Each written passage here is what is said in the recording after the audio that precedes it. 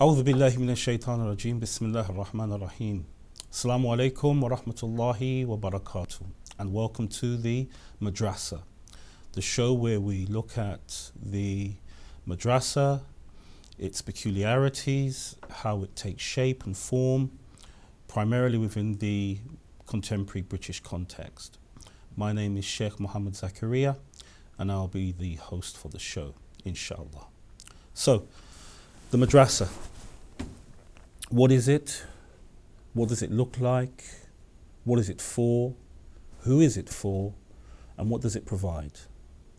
Well, before we go into those details, let's look at the philosophy of education as it finds itself within Islam and then later on within Muslim societies.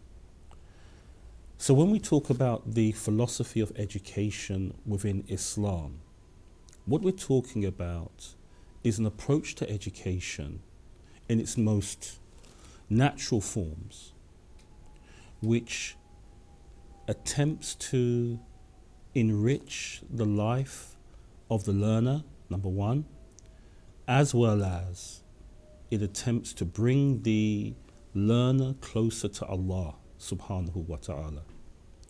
The philosophy of education within Islam is a philosophy which attempts to enrich an individual, to enrich their personal existence, as well as to enrich their social existence also. Education within Islam is varied in that Islam values all forms of beneficial education. That is, education which brings an individual into competencies related to engineering, or catering, medicine, teaching. Those are the more academic pursuits. Islam also looks at and values education in its more practical sense. That is, education gained via experience. So what I'm getting at is this, that education within Islam is valued. It's not only valued, it's multifaceted as well. There is not one form of education which Islam says, yes, this is the definite form of education which I champion. Rather, Islam champions all forms of education. And these forms of education should ultimately lead an individual to closeness with their Lord Allah subhanahu wa ta'ala. So the philosophy is vast and it's wide. And what we're going to be doing in this show is, inshallah, we are going to be narrowing down the framework and looking at specific elements or specific functions or specific parts which go to make up the whole, and that is education as it shows itself within the madrasa. So we'll be looking at issues related to teaching standards. We'll be looking at issues related to child protection within the madrasa, as well as lesson planning, schemes of work, assessing learning, and many more. But for today, what I want to do, inshallah, is just lay the foundation with you so we can use it as a bridge to go on and conduct our further study together. I should also add that this show is not only for madrasa teachers. However, primarily the show is aimed at the madrasa teacher, wherever they are, whether they are within Great Britain, whether they are in East Africa, whether they are in Australia, the United States of America, the Caribbean, etc. Wherever there is a Shia madrasa offering education to the youth of our communities, this show is dedicated to them.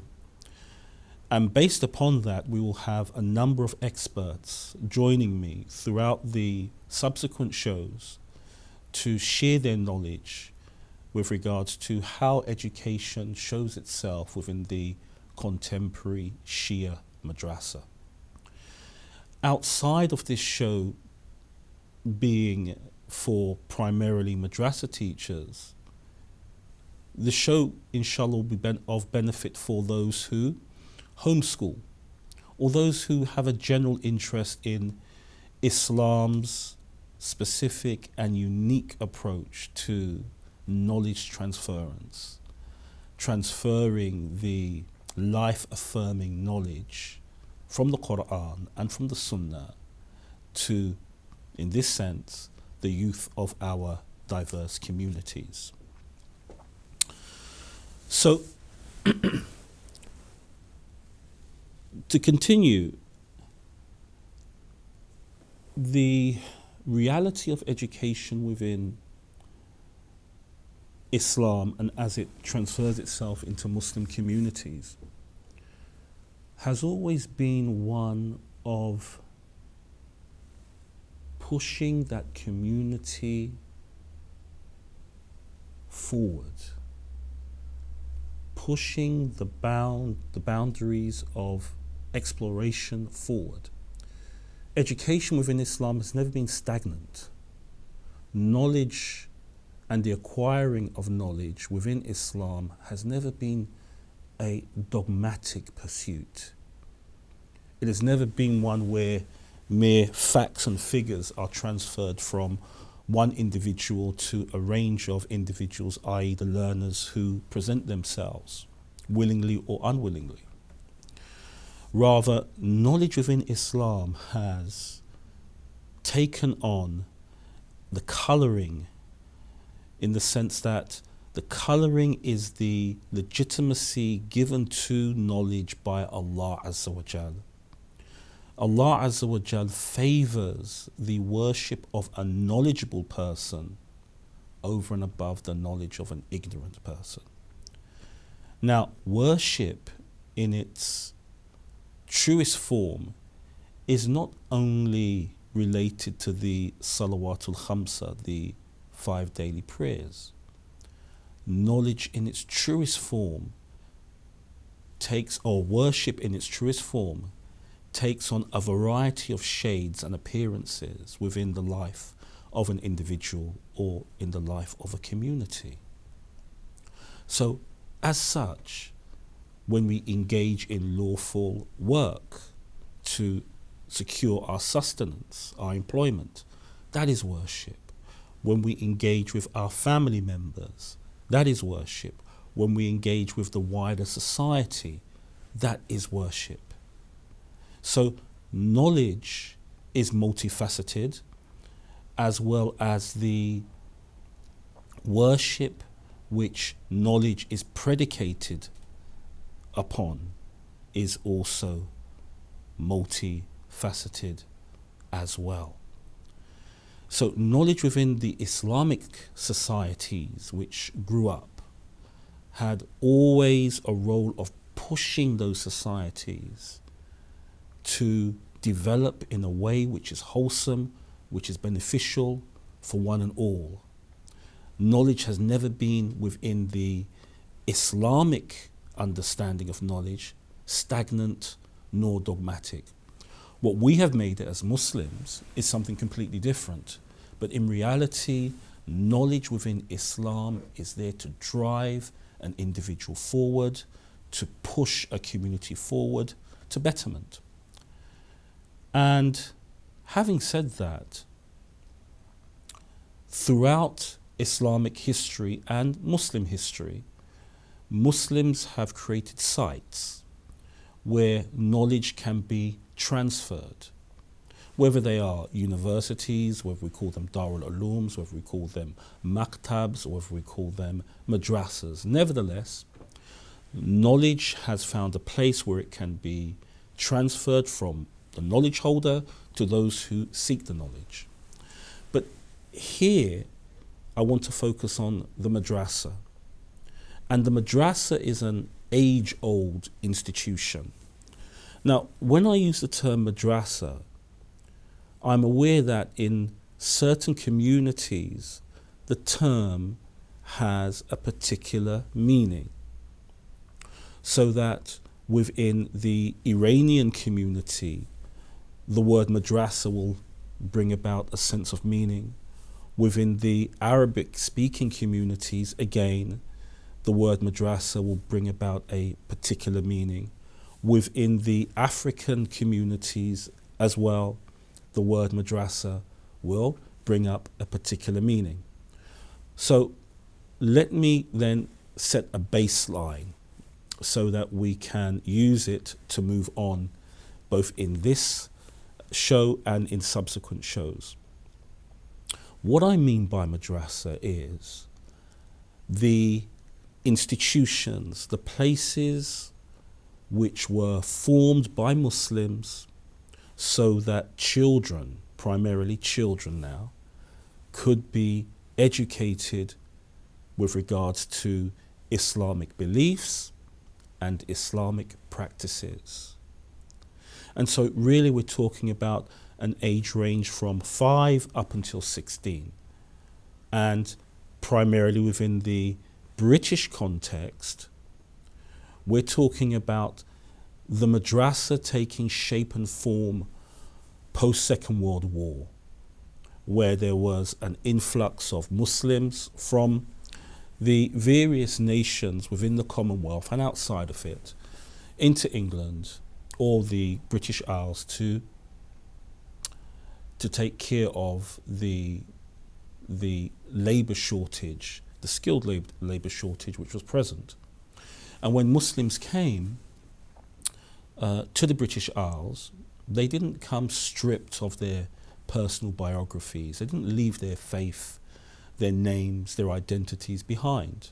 Like any other communities which arrived here in the British Isles, they brought with them a myriad of cultural realities. They brought their language, their food, their way of dress, their way of constructing families, as well as they brought their religion. And as such, over time, it was realized by the variety of Muslim communities which began to establish themselves throughout the length and breadth of the British Isles that they needed to orientate, they needed to pass on the belief that they held to their children in a systematic manner, in a manner which was clearly defined, and that the child could access particular beliefs and practices and then enact them in their daily life. Madrassas began to pop up throughout the cities where there were large Muslim communities. Cities like Birmingham, Leicester, Leeds, Bradford, Manchester, Liverpool, Sheffield, London. And these madrassas, remembering madrassa means a place of dars, a place where the lesson takes place, were not in purpose-built schools or not in masajids as of yet, masjids, mosques. They were mainly in the front room of a particular family with a particular auntie or an uncle teaching the children how to pray, the rules of fasting, the rules of taharat, of cleanliness within Islam. So very rudimentary, but very faith driven. And by faith driven, I mean mukhlis. It was very sincere attempts by the forerunners, the vanguards who came before and worked tirelessly to create something which later generations could take on, could develop, could expand, and could enrich.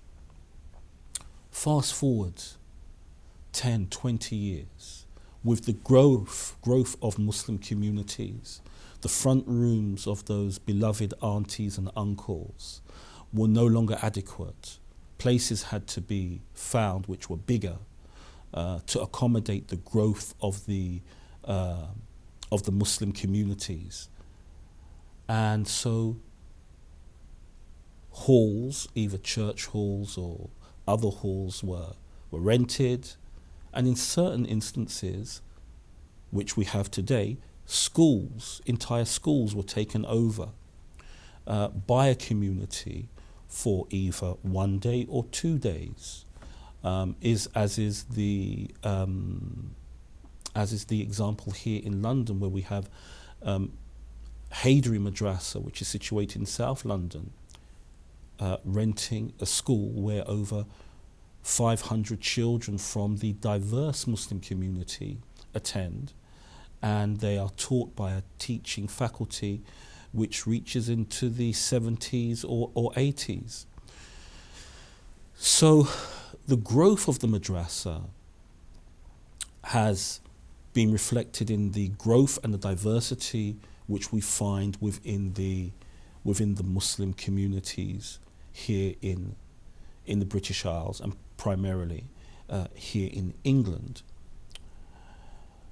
The purpose of the madrasa, as I mentioned, was primarily to orientate children, to make sure that the child did not lose their identity, which in many ways was more a cultural identity, so that the madrasa was, yes, teaching what was said to be Islam, but in many instances the madrasa was engaged in teaching culture of that particular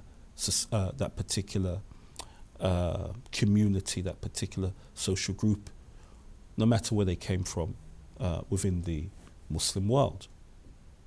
But things have changed, and things are continuing to change. And now we can talk of a contemporary Shia madrasa. A contemporary Shia madrasa within the British context is moving into a phase of robustness. It's moving into a phase of inclusivity. It's moving into a phase of diversity, and it's moving into a phase of establishing links between itself and the wider community within which it exists. And by the wider community within which it exists, I also mean the madrasa, based upon the professionals who are working within the madrasa in the various streams present within the madrasa, are making links with the schools which the students who study within the madrasa attend.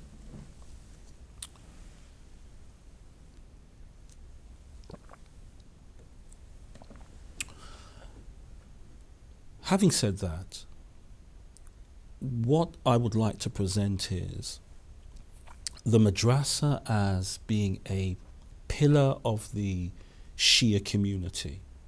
And it's one of the 4 pillars which I identify as being at the as a bedrock, a cornerstone, strengthening and defining and shaping and protecting the Shia communities wherever they are. And primarily here I mean in the UK, in England, but I'm sure this is the reality outside of the English context as well. So we speak of the resident alim, the proactive resident alim, being one of the foundations, being one of the pillars of the Shia community.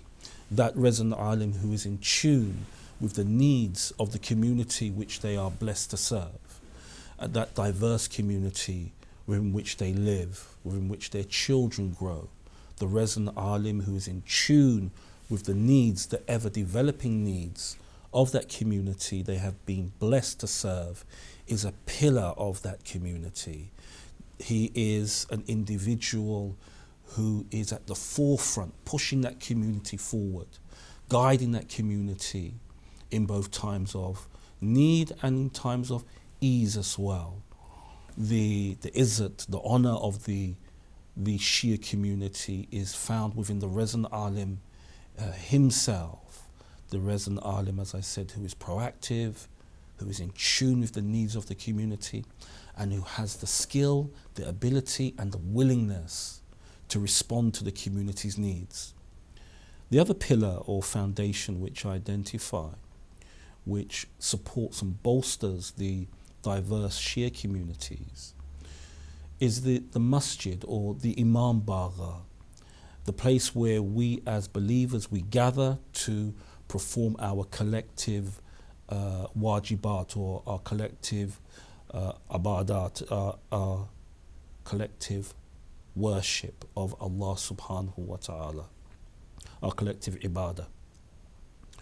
And that masjid or Imam Bagha, which is led by a board of individuals who are aware of the wider social realities within which the Imam Bagha or the masjid exists. They bring about also a proactive approach in leading the Imam Bagha, in rooting the community which it serves within the reality of, here in this context, in the reality of British or English life.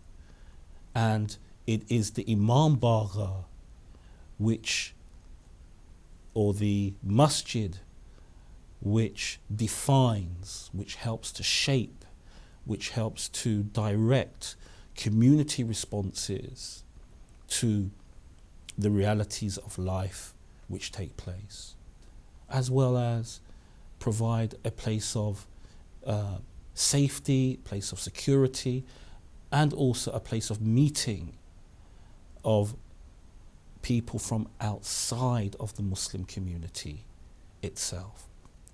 So that's the second pillar. The third pillar is the Muslim family, the family which has been formed via nikah. And that family also takes on many shapes and forms. The ideal shape and form is the shape and form where there are two parents present, the mother and the father. But Islam recognizes reality of life, and it recognizes that sometimes one of the parents will not be present via divorce or via death. But nevertheless, whether both parents are present or one parent is absent, that is still family, because it's been formed via nikah. And the Muslim family in all its different shapes and forms is also seen as a pillar of the diverse Shia communities wherever they are. May Allah Azza wa Jal bless them and protect them. Coming to the fourth and the final one, I'm sure you'll be able to guess what it is. It is the Madrassah itself. The Madrassah itself is the fourth pillar which serves to prop up, which serves to support, which serves to protect, which serves to direct and guide the diverse Muslim communities here in the UK, within the British Isles. Now, the Madrassah can only do that if it is aware, if it is conscious of its responsibilities. And I say responsibilities rather than responsibility, because the responsibilities are many, as well as they are ever changing. They are never static. Given the nature of British and English society, given the nature of life here in the UK, in England, the nature of life is that there are constantly different demands being placed upon the Muslim communities here in England. And as such, the Madrassah needs to reflect the variety and ever-changing needs which present themselves to the Muslim community. The madrasa being staffed by individuals who are from the community itself, as well as the madrasa being attended by children who are from the community itself. So within the madrasa itself, we have not only knowledge being transferred, but we also have community being developed and community also being strengthened. The madrasa, as it were, is a coming together of the three previous pillars which I mentioned. The resident alim, may Allah Azza wa Jal bless and protect him. The masjid or the imam bagha, may Allah Azza wa Jal continue to shower blessings on it, as well as the blessed Muslim family. May Allah Azza wa Jal continue to protect it. The madrasa is a site where all three come in to play. And so what we see is this mega structure of Islamic belief, Islamic practice, of faith, of commitment to the reality of Islam. And because the madrasa is a coming together of all these different dynamic elements, so the education, the teaching, and the learning within the madrasa should reflect that. How does it reflect it? Well, we will see inshallah after the break, bi'idhnillah. Shukran jazilan. Assalamu alaikum wa rahmatullahi ta'ala wa barakatuh.